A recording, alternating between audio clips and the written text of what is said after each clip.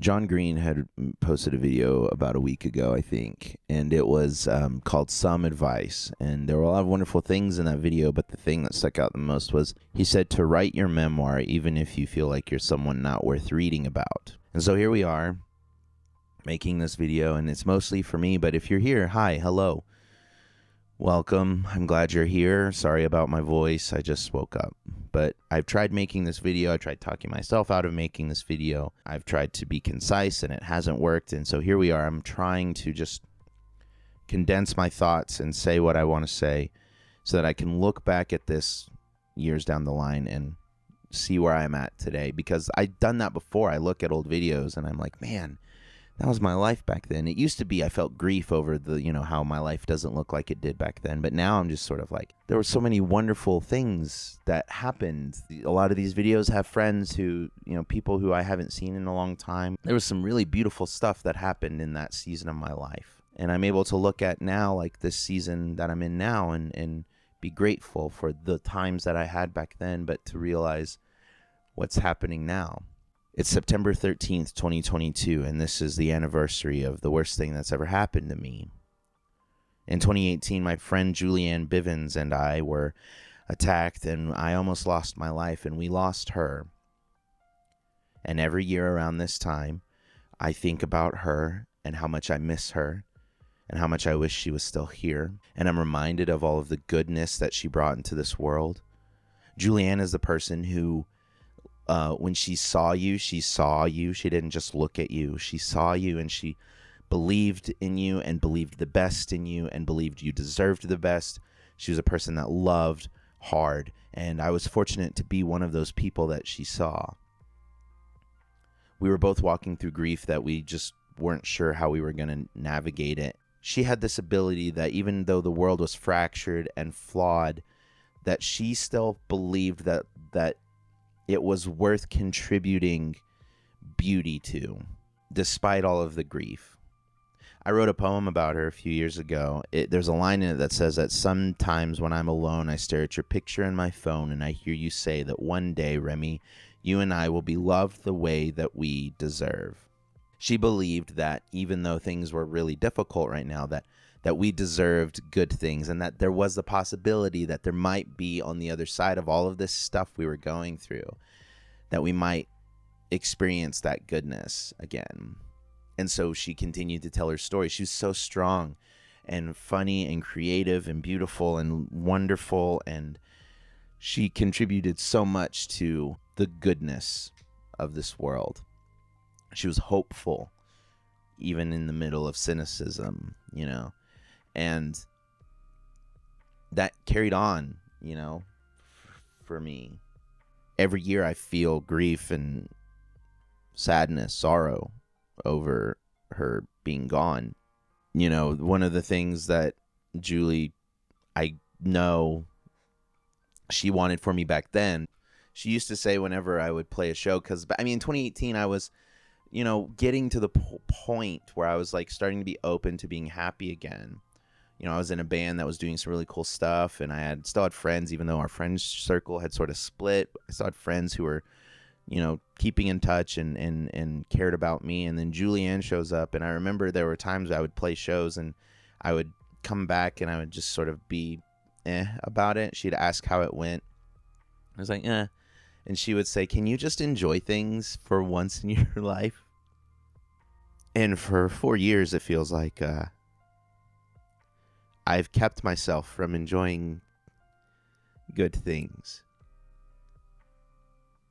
And that's not what she would have wanted for me. And so, and I've had friends over the last few years who have leveraged that thought, because I've shared that thought with them that Julie said to me. And they've leveraged it, and they would bring it up trying to encourage me to, just enjoy stuff. Because I would keep things at bay, man. I would rob myself of good things. Because I didn't want to feel what I felt when everything happened with Julie and I. Sorrow that followed that tragedy, I didn't want to feel that again. And I knew that was a byproduct of losing some really, really, really good things. I didn't want to feel that again. So I tried to keep things at bay. And if I did let something good in my life, I would just brace myself for the moment that it will end, and I almost was so concerned about the ending that I never fully got to enjoy it, and I feel like I robbed myself of a lot of really wonderful, life-changing things, and my friends would remind me of what Julie said. So for the first time in a long time, I'm letting myself feel those things, and that's created this tension, this dissonance, because there's this grief over my friend who I miss dearly, but then there's this joy because, you know, I look at my life and I see the wonderful things that I have. I'm writing songs, and I never thought I would do that. You know, I tried for years to write music, and I just never could. And for the last 3 years, I've been writing songs. And I have a band who cares about the art I'm trying to create, and they're participating in this thing I'm creating, and they've become my friends. And I have friends, you know, I have these friends that I care about, and I'm so grateful to have in my life. And, you know, I have family who fortunately is still with me that I try to keep in touch with and capitalize on the time I have with them. You know, and if this is a memoir, like I said, because I you know, I really wish that I could have looked back at my mom's life and seen the things she was going through and the things she experienced in her life. I just never had the foresight to ask her. And so I'm trying to just sort of document the moment I'm in right now. I have this person who I care about, and they care about me, and they make me so happy, man. And I never thought I would find someone that would care about me this way. I'm so grateful. And I'm letting it happen, you know. And I told her a couple days ago, I said, hey, I'm so happy, and I love this, and I'm glad to have found you, and I'm so glad you're in my life, but I'm scared.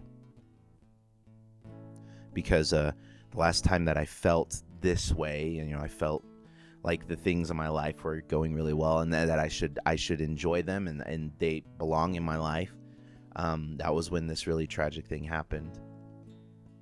And so my brain sort of conditioned me to think that when there's really good things in my life, that the bad's going to happen, and I'm scared. And she said to me, well, don't be scared, just enjoy the now. John Green quotes Kurt Vonnegut in that video, and that's like the third time that he's used this quote. And he says, I urge you to please notice when you are happy, and to exclaim or murmur or think at some point, if this isn't nice, I don't know what is. And I'm trying to do that. I want to live a life that Julianne would be proud of. Because in a time where I couldn't want the best for me, this person showed up in my life that wanted the best for me. And her persistence gave me strength to believe what she believed, that I deserve love and I deserve good. And so because she believed it, I want to believe it, and I'm letting it. I believe it, I think.